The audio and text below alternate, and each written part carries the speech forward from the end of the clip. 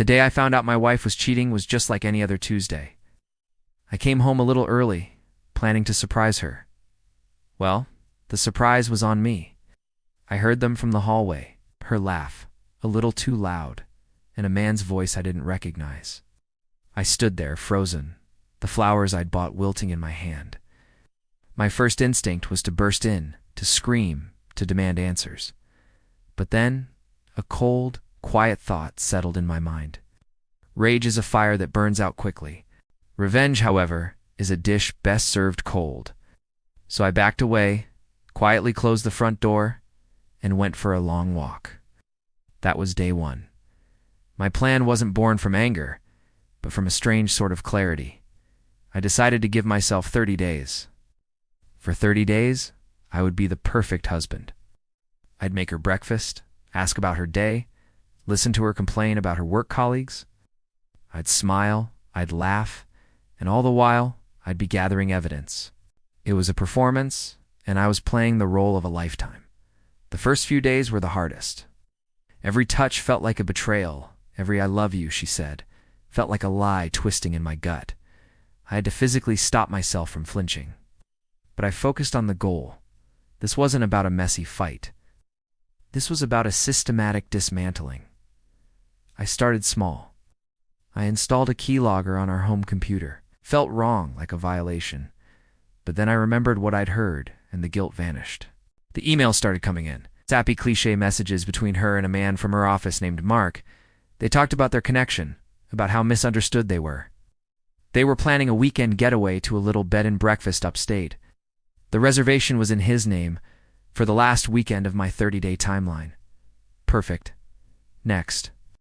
I placed a small GPS tracker in her car. I watched her late nights at the office turn into trips to a certain hotel bar. I saw her girls' nights out end at Mark's apartment complex. Each ping from the tracker was another nail in her coffin. The most difficult part was keeping up the act. We went to dinner with my parents, and she held my hand under the table, smiling sweetly as my mom talked about how lucky I was to have her. I smiled back, feeling a hollow ache in my chest. I wondered if she felt any guilt at all, or if I was just a comfortable piece of furniture in the life she was building with someone else. I took her to the movies, bought her favorite popcorn, and let her rest her head on my shoulder. All the while, my phone was silently recording our conversation, just in case. Sounds paranoid, but I was leaving nothing to chance. Wasn't just collecting evidence of the affair. I was documenting the lie of our marriage. During this time, I also started making my own preparations. I quietly met with the best divorce lawyer in the city. I didn't tell her everything at first, just that I was considering a separation. She advised me on how to protect my assets. I followed her advice to the letter. I opened a new bank account, started moving my personal savings, anything that was mine before the marriage, into it. I meticulously documented every shared expense, every bill, every receipt. I was creating a financial fortress. She had always handled our finances, claiming I wasn't good with money. It turned out I was a very quick learner when my future was on the line. As the 30 days drew to a close, my collection was complete. I had emails, text messages, GPS data, hotel receipts I'd found in her car's glove compartment, and even a few discreetly recorded audio clips of their phone calls. The final piece of the puzzle was their planned weekend trip. It was almost poetic. They were planning their romantic escape for the weekend of our 5th wedding anniversary. She'd told me she had to go on a mandatory work retreat. She even seemed upset about it, telling me how much she'd miss celebrating with me. The audacity was breathtaking.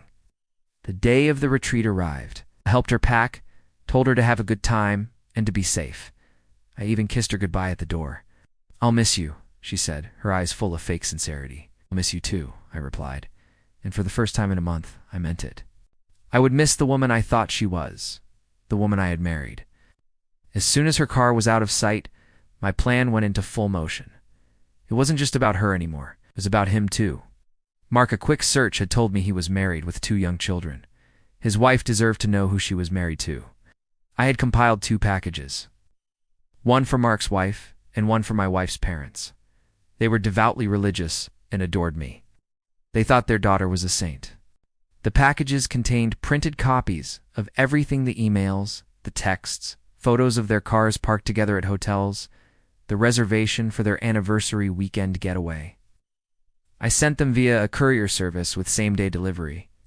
Then I forwarded a selection of the most incriminating emails from my wife's account to the head of her company, SHR department, with a short anonymous note about a potential breach of company conduct between two senior employees.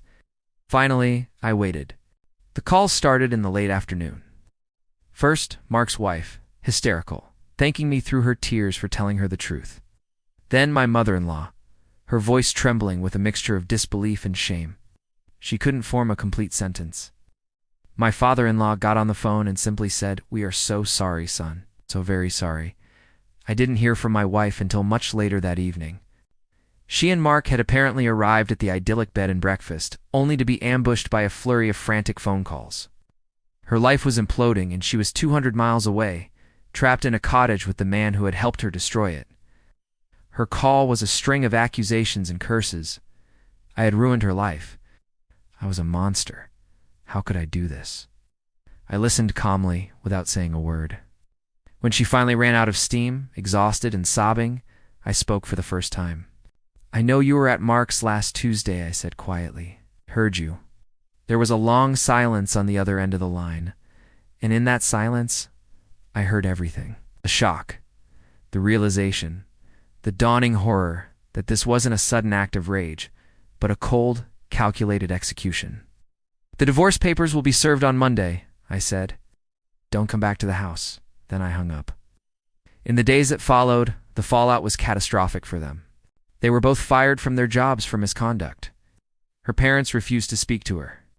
Mark's wife filed for divorce and made sure everyone in their social circle knew exactly what he'd done. My wife was left with nothing. No job, no husband, no family support, and a reputation that was completely destroyed. Our divorce was quick and clean. The evidence was so overwhelming she didn't even try to fight it.